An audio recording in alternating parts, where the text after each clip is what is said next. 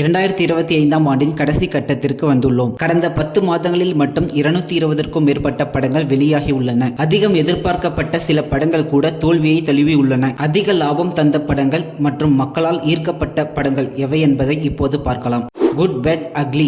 அஜித் குமார், த்ரிஷா மற்றும் பலர் நடிப்பில் ஏப்ரல் 10ஆம் தேதி வெளியான படம் குட் பேட் அக்லி. இந்த படத்தை ஹார்திக் ரவிச்சந்திரன் இயக்கியிருந்தார். ஜி.வி. பிரகாஷ்குமார் இசை அமைத்திருந்தார். ரசிகர்களை திருப்திப்படுத்த வேண்டும் என்ற எண்ணத்தில் அஜித் டானாக நடித்திருந்த படம் குட் பேட் அக்லி. சுமார் 250 கோடி பட்ஜெட்டில் தயாரான இந்த படம் தமிழகத்தில் மட்டும் 100 கோடி வசூலை கடந்து லாபத்தை கொடுத்தது.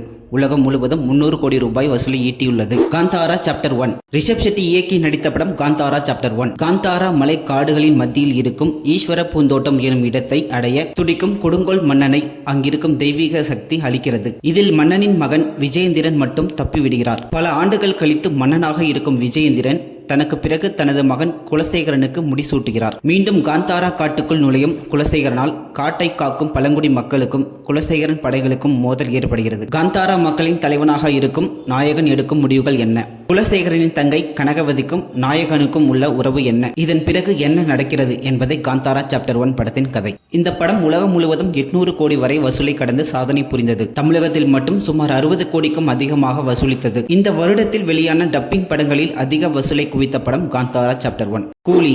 லோகேஷ் கனகராஜ் இயக்கத்தில் ரஜினிகாந்த், நாகார்ஜுனா, ஸ்ருதி ஹாசன் மற்றும் பலர் நடிப்பில் ஆகஸ்ட் 14ஆம் தேதி வெளியான படம் கூலி. ரஜினியின் நெருங்கிய நண்பரான சத்யராஜ் மரணம் அடைகிறார். இவருடைய மரணம் இயற்கையானது என அனைவரும் நம்பிக்கொண்டு இருக்கும் நிலையில் அவர் கொலை செய்யப்பட்டு இருக்கிறார் என்பதை ரஜினிகாந்த் கண்டுபிடிக்கிறார். சத்யராஜின் மரணத்திற்கு என்ன காரணம்? உண்மையாகவே ரஜினிகாந்த் யார் என்பதுதான் படம். 400 கோடி பட்ஜெட்டில் உருவான இந்த படம் சுமார் 600 கோடிக்கும் அதிகமாக வசூலித்தது. படம் வெளியான முதல் நாள் மட்டுமே 151 கோடி வசூலித்து தமிழ் சினிமாவில் புதிய சாதனையை படைத்தது இந்த படம். பைசன். மாரி செல்வராஜ் இயக்கத்தில் நிவாஸ் கே பிரசன்னா இசையமைப்பில் துருவ் விக்ரம், அனுபமா பரமேஸ்வரன் உள்ளிட்ட பலர் நடிப்பில் அக்டோபர் 1ஆம் தேதி வெளியான படம் பைசன். கிராமத்தில் இருக்கும் கபடி வீரர் ஆசிய விளையாட்டுப் போட்டியில் கலந்து கொண்டு எப்படி வெற்றி பெறுகிறார் என்பதுதான் படத்தின் கதை. இந்த படம் 40 கோடி வரை வசூலித்ததாக சொல்லப்படுகிறது. ஆண் பாவம் பொல்லாதது. ரியோராஜ், மாளவிகா மனோஜ் மற்றும் பலர் நடித்திருந்த படம் ஆண் பாவம் பொல்லாதது. ஆண் பெண் உறவுகளில் உள்ள சிக்கல்களையும் ஈகோ பிரச்சனைகளால் விவாகரத்து வரை செல்லும் கணவன் மனைவி உறவையும் நகைச்சுவை கலந்த சூழலில் சித்தரிக்கிறது. ஜோ படத்திற்கு பிறகு ரியோராஜ் நடித்துள்ள இப்படத்திற்கு ரசிகர்கள் மத்தியில் நல்ல வரவேற்பு கிடைத்தது. 5 கோடியில் தயாரான இந்த படம் 23 கோடி வரை வசூலித்ததாக கூறப்படுகிறது. தலைவன் தலைவி.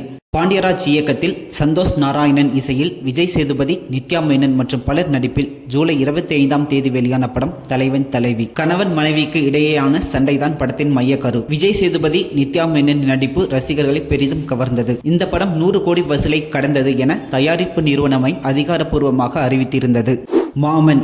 சூரி, ராஜ்கிரண், ஐஸ்வர்யா லட்சுமி, சுவாசிகா மற்றும் பலர் நடிப்பில் மே 16ஆம் தேதி வெளியான படம் மாமன். ஒரு தாய் மாமனுக்கும் அவரது அக்கா மகனுக்கும் இடையே உள்ள பாச போராட்டம் தான் கதை. சுமார் 15 கோடி பட்ஜெட்டில் தயாரான இந்த படம் 40 கோடிக்கும் அதிகமாக வசூலித்தது. குடும்ப கதை, சென்டிமெண்ட், கலகலப்பு ஆகியவைகளால் படம் குறிப்பிடத்தக்க வரவேற்பை பெற்றது.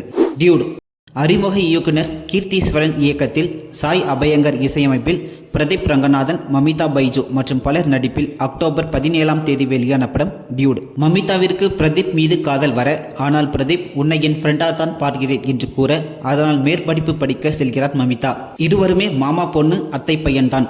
ஒரு கட்டத்தில் அவருக்கு மமிதா மீது காதல் வர திருமண ஏற்பாடு நடக்கிறது.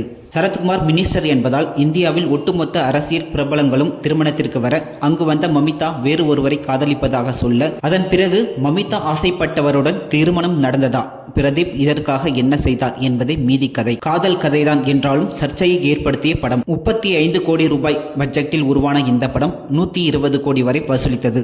மத கஜ ராஜா. சுந்தர் சி இயக்கத்தில் விஜய் ஆண்டனி இசையில் ஜனவரி 12ஆம் தேதி வெளியான படம் மத கஜராஜா. விஷால், வரலட்சுமி, அஞ்சலி, சந்தானம் உள்ளிட்ட பலர் நடித்திருந்தனர். இந்த படம் வெளியீட்டிற்கு தயாராகி பல்வேறு சிக்கல்கள் காரணமாக 12 ஆண்டுகள் கழித்து வெளியானது. 12 ஆண்டுகள் கிடப்பில் இருந்த ஒரு படம் இன்றைய ரசிகர்களை ரசிக்க வைத்து படத்தை வெற்றி பெற வைத்தது தமிழ் சினிமாவில் ஆச்சரியமான ஒன்று. இந்த படம் சுமார் 15 கோடி ரூபாய் பட்ஜெட்டில் தயாரானது. ஆனால் 60 கோடிக்கும் கூடுதலாக வசூலித்து லாபத்தை கொடுத்தது.